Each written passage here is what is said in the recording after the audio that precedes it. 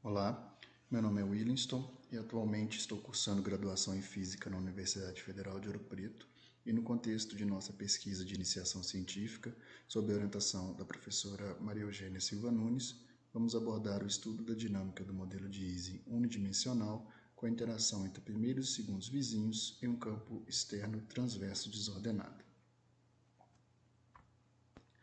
O objetivo do nosso trabalho é calcular as funções de autocorrelação temporal entre primeiros e segundos vizinhos da variável dinâmica σxj, sujeita a um campo magnético externo transverso, desordenado e no regime de altas temperaturas.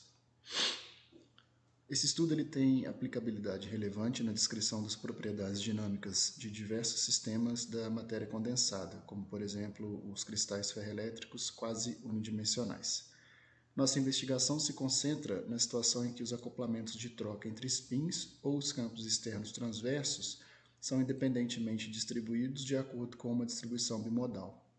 Para conduzir os nossos cálculos, adotamos o método das relações de recorrência, método esse que é amplamente reconhecido por sua eficácia tanto no estudo clássico quanto quântico da dinâmica de sistemas de múltiplos corpos.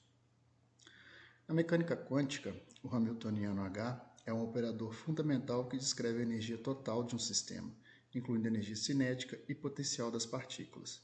Seu espectro consiste nos valores possíveis para a energia total do sistema, representando os estados energéticos permitidos e as configurações quânticas possíveis. Em nosso trabalho, adotamos o seguinte Hamiltoniano, representado pela equação 1, e conforme mencionado anteriormente, nesse trabalho utilizamos o método das relações de recorrência e vamos explicá-lo de maneira resumida a seguir. Seja A um operador hermitiano e considere ainda um sistema descrito pelo Hamiltoniano H. A evolução temporal de A é governada pela equação de Liouville, equação 2, onde L é o operador de Liouville, definido como se observa por essa equação aqui no slide. A quantidade de interesse A é dada como uma expansão em termos de vetores de uma base ortogonalizada, não normalizada, essa base Fn, no espaço de Hilbert S. O produto escalar, ou produto de cubo, ele é definido pelo meio produto de cubo, segundo a equação 4, onde x e y são vetores definidos no espaço de Hilbert e esses símbolos aqui, eles representam as médias térmicas no ensemble canônico. No limite de altas temperaturas, o produto escalar xy ele se reduz à equação 6. Fixando-se A em 0 igual a F0, que é o primeiro vetor de base, os vetores de base restantes podem ser obtidos usando a relação de recorrência da equação 7, onde ΔΝi é descrito aqui pela equação 8. A função de autocorrelação temporal, A0 de Z, no caso o A0 de T, ela é determinada aplicando-se a transformada inversa de Laplace em AZ, como a gente pode ver aqui na equação 9, onde AZ é descrita pela equação 10.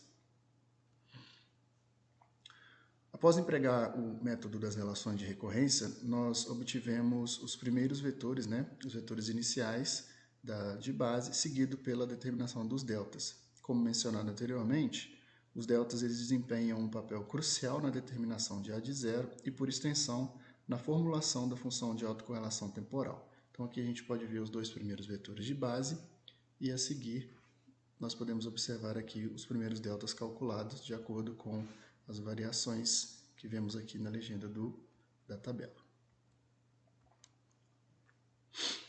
Nós pretendemos obter curvas similares às apresentadas aqui. Tais curvas foram registradas, retiradas do artigo de Yuan em 2010. Analisaremos dois casos extremos, P igual a 1, que corresponde a J igual a JA igual a 1, interação entre primeiros vizinhos, e P igual a 0, em que J é igual a JB, que é igual a 0,4. Nesse gráfico, a variável K representa a intensidade da ligação entre segundos vizinhos.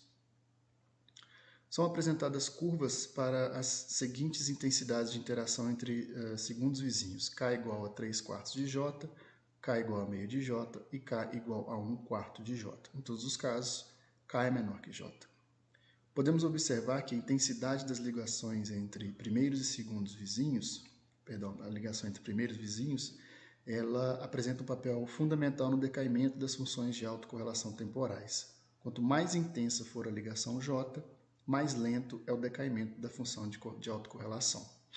Todas as curvas P igual a 1 têm decaimento mais lento que todas as curvas P igual a J. Nós observamos também que, para o mesmo valor de J, quanto mais intensa for a ligação entre segundos vizinhos, mais lento será o decaimento da função de autocorrelação. Em conclusão, os resultados aqui mencionados, eles destacam a presença de interações significativas entre os spins em nosso sistema, né?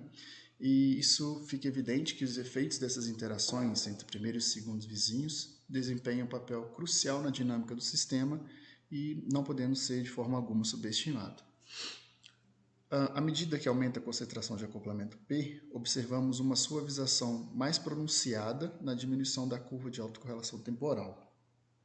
Esse comportamento assume uma importância central, especialmente em aplicações que são relacionadas a sistemas de armazenamento de dados e também na área da espintrônica. Gostaria de agradecer à Universidade Federal de Ouro Preto, à Pró-Reitoria de Pesquisa e Pós-Graduação e ao CNPq. Aqui nós temos as referências bibliográficas que embasam o nosso trabalho para futuras consultas. E é isso. Obrigado.